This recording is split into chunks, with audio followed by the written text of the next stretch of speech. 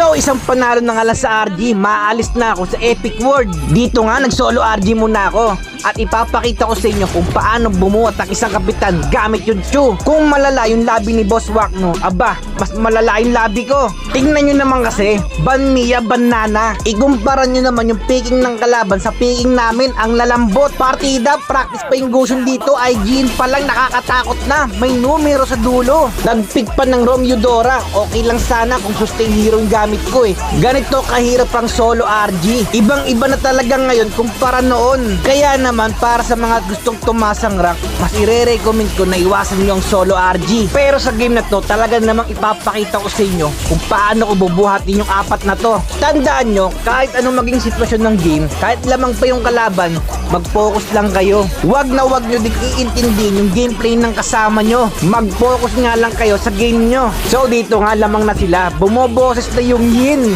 So para nga sa mga bago dyan, ako nga pala si Captain Els, ang nag-iisang kapitan ng Barangay Land of Dawn, top global sa sariling mundo, na laging nagsasabi, kwento ko to, kaya dapat ako ang bida.